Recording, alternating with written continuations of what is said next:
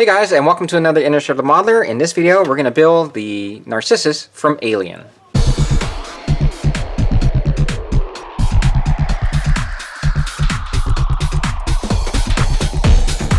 So one thing I wanted to share is I did clean up my workbench a little bit here, and I took the time to wipe away all the paint stains on the surface and tidied things up, rearranged a few things here, and I also added this spray station. This is made by Master. It is a spray station you can find on Amazon. TCP Global, who sells this spray station, actually happens to be here in San Diego, not too far from where I work, and so I was able to get a hold of it there. The spray station comes with LED lights. You'll see it here shortly, and so it should make airbrushing a lot easier. Okay, what we have here now is a 1/44 scale model of the Narcissus. This, of course, is a shuttle that we see at the end of Alien. This kit was made by Halcyon, and I found it at a novelty shop while I was in Japan earlier this year and got a good price on it. It's one of these kits I've seen floating around online for quite some time, and I always wanted to get a hold of one. Let's go ahead and take a look inside the box now. So I have found out that this is not an exact representation of the ship from the movie. There are some inaccuracies with this kit. I've seen some people heavily modify this ship to replicate what was seen on screen. I do not plan on making any heavy modifications here. I want to do this pretty much out of the box. So we look at the instructions here. It doesn't look like a very complicated model to assemble. We have our essentially two halves of the ship. We've got some paneling that we need to install here on the upper part of the ship, and then we have other pieces on the bottom, and we've got the 4 engines there. So let me show you the pieces here now. I'm going to start off with the top part of the ship here, and you can see that a lot of the paneling is missing. That's because we have to install it. But the detailing that is here, you can see the panel lines are pretty good, and it is a good quality plastic that it's made out of. It is molded in a white plastic. Not much of a cockpit there, but this is going to be covered by a smoked plastic. I do plan on adding some lighting to this model, and I'll go over that here in a second. Let's go ahead and look at the bottom half of the ship, which has a bit more detailing on it. The panel lines are nice and deep, so it should lend itself pretty well to a wash. And we've got this one here, which includes all of the pieces to the engine, so we'll have some seams to address here. And then we have this panel here, or at least this tree, that has the paneling for the top of the ship there. And this is the nose here. And then we have one tree that contains the windows, and there's a stand, which I'm not going to be using. We're going to use a different stand for that. We've got a decal sheet. It looks like it's still in good condition, but I am going to scan this just in case that this is not in good condition and you start to fall apart. At least I'll have a backup there. I'll be able to print my own. Now, as for lighting, what I plan to do is to light up each of these engines here with a cool white flickering LED that'll be 5mm in size. That should give us a nice bright light for each of those.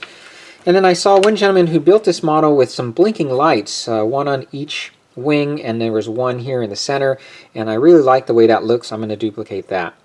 I'm not going to light up the cockpit because that is the weakest feature of this model, and I don't intend on building one out, so why highlight the weakest part of the model by lighting it up? So I'm going to go ahead and just darken up the window, so you'll see that there's a cockpit there, but really won't be seeing much detail. Alright, so after looking at the instructions, I think the best thing to do is to go ahead and assemble this with the panels here, at least add on the panels, and then we'll get to priming.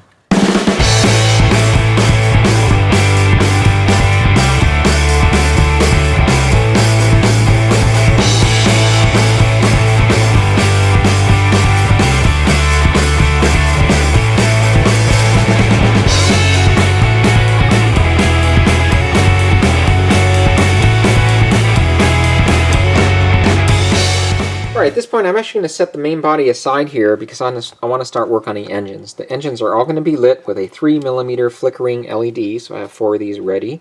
They're going to be cool white in color. You'll notice that the exhaust ports look like this. They actually come molded solid here, so we're going to drill out the center and insert a tube so it looks like there's an open exhaust port. And the engines come in 2 halves, so we have to assemble those. You can see that they're already light blocked in the middle. This took a couple days to dry. I used a good thick amount of this Tulip paint. This is a fabric paint. You've seen me use it before. It does a really good job at light blocking.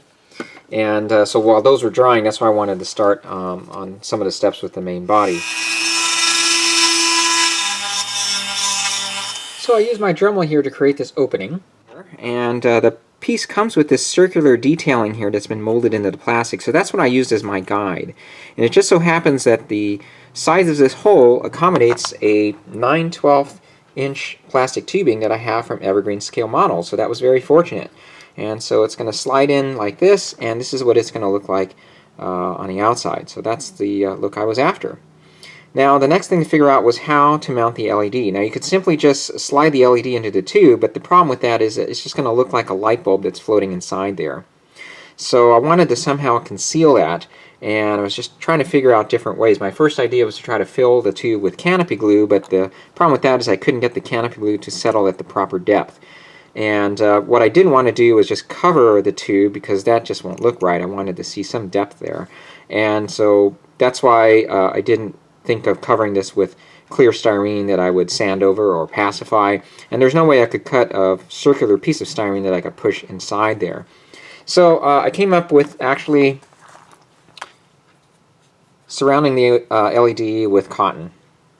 And so the way that this whole thing is going to work is I cut out a piece of tubing here that's about 3/4 of an inch in length, and I use my miter box so we can have an angle here.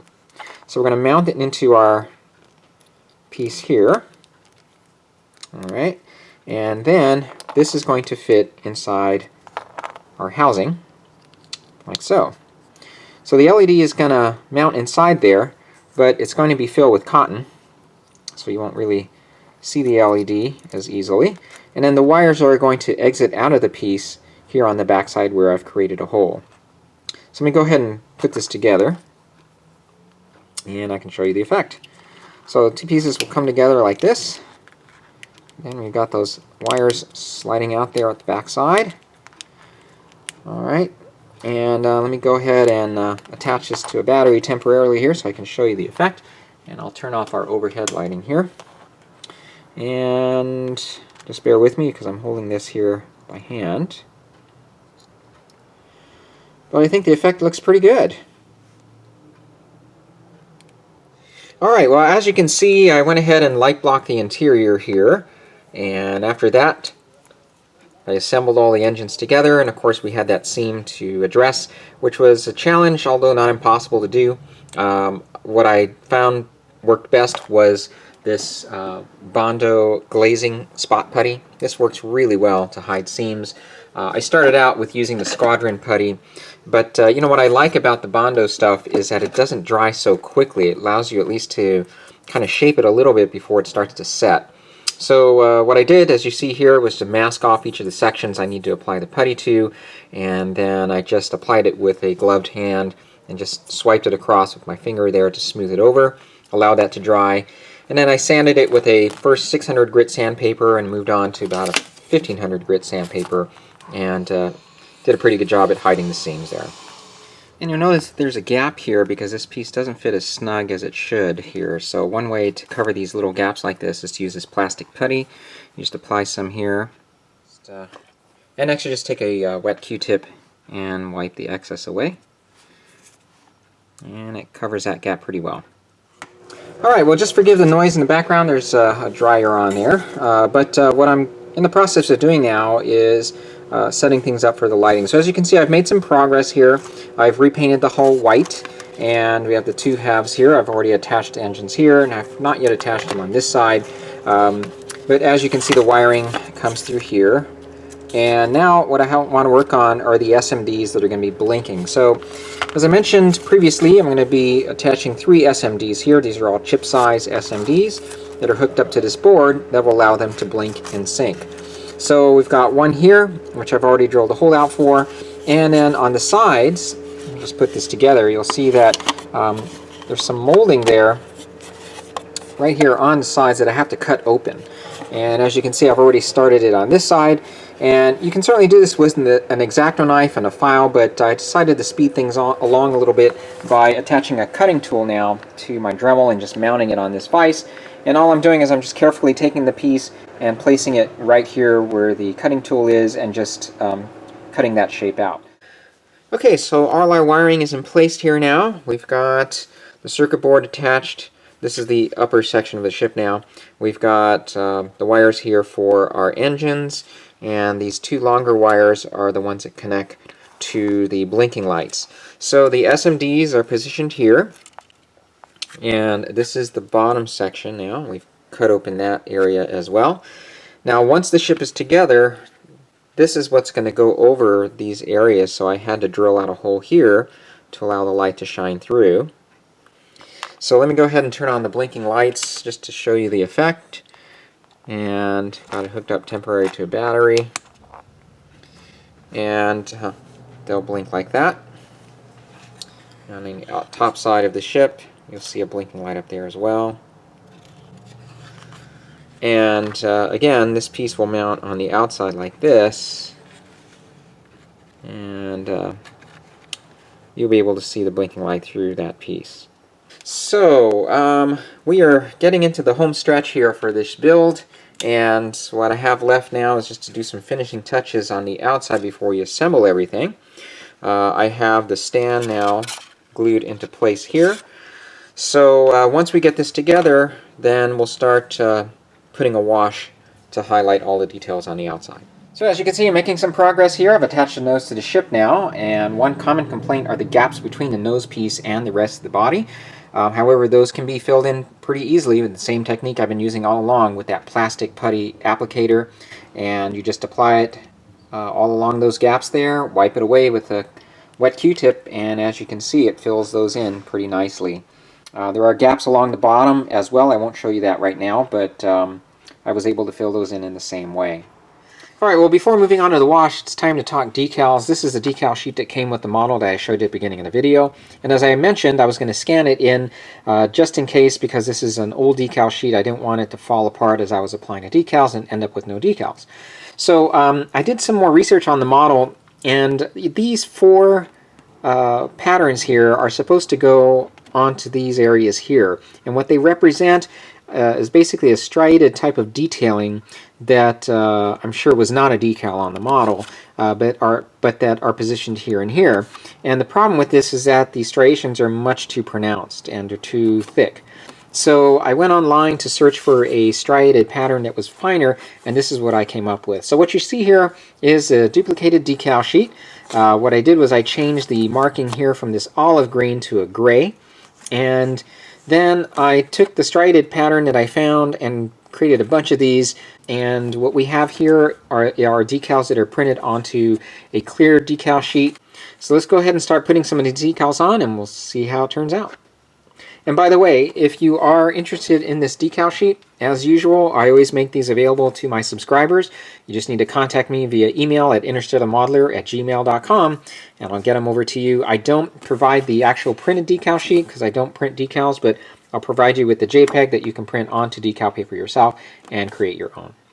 Well, I'm happy to say that the decals turned out pretty well. I actually ended up using just the ones on the clear decal paper, so if you print yours, I think those will come out just fine.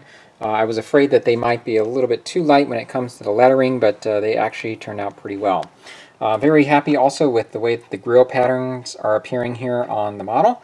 So I'm going to give this some time to dry before I put a clear coat, and then we'll move on to the wash.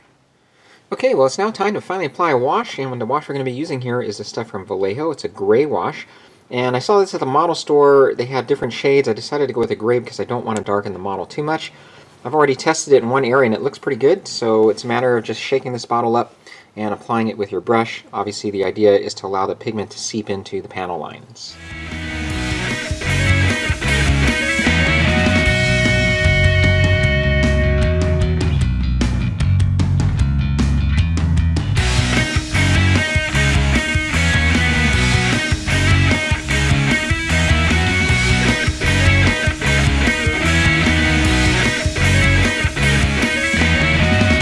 So I'm very happy with the end results here. I think the wash worked out pretty well. I went ahead and sealed the model now with a dull coat. I don't want to overdo it, so I think we're looking good here. A few more pieces to attach to the bottom of the ship, and then I have the windshield, and then we're all done. The liquid mask fluid helped to protect the windows there, of course, as I applied the paint for the frame, so that worked out well. And what's left to do now is the stand, which I'm going to resort to this one from Polar Lights. These are pretty good, but you know, they don't have a lot of room to store a battery. Being that we're only using a 9-volt battery, what I've done in the past was just attach the battery here with adhesive Velcro. I don't have to change the battery out that often. When I do, I just put a new piece of Velcro on the battery and it works okay. So I tried to search for more square or different type of stand. I just couldn't come across anything, so we'll go ahead and use this. And I plan to paint this with a Tamiya metallic black, which is the same color I used for the post of the ship. So I'm going to get that done, and I will show you the completed project here in just a second. Alright, so here we now have the completed Narcissus model, and this of course is the escape ship scene at the end of the first Alien movie and in the opening of the sequel. This is a vintage kit made by a company called Halcyon back in 1991, I believe, and you can still find these kits online, but because they're rare, the price is going to vary widely. I was lucky to find this one in Japan when I was traveling there earlier this year for about $15 US, believe it or not. The finished model measures about 8.5 inches in length, 6.5 in width, and is supposed to be a 1/144 scale version of the ship. The paint scheme for the ship is fairly simple, and I chose Testra's flat white for this project. The model was then washed with a gray wash from Vallejo, which worked pretty well for dirtying up the ship, but did not get into the panel lines as much as I wanted to. I did apply it twice, and I didn't want to keep reapplying it because I didn't want the model to be too dark. So I ended up enhancing all of the panel lines by simply taking a mechanical pencil, as you see here, and tracing along each panel line. Fortunately, the lines are nicely scribed, so this was a very easy thing to do. I first did experiment with Tamiya's black line color, but the lines would have been way too accentuated, so the pencil turned out to be just the right darkness. Afterwards, the model was then sealed with Testra's dull coat, followed by a light coating of their gloss coat, resulting in kind of a semi-gloss finish. Well, I think the lighting worked out pretty well here. The 3mm flickering cool white LEDs give us a pretty good amount of illumination, and as you saw, I concealed the bulbs with just a little cotton. The blinking lights were custom designed at modeltrainsoftware.com, and to do so was fairly inexpensive, running about 16 bucks. The lights are all powered by a 9-volt battery that you see here is concealed in the base and held in place with an adhesive Velcro, and that Velcro is just replaced whenever a new battery is needed. Now, one thing I didn't mention in the video was the modification I made to the nose here. Now, the nose comes with 2 circular openings that you're supposed to glue on these transparent, smoked, clear pieces to.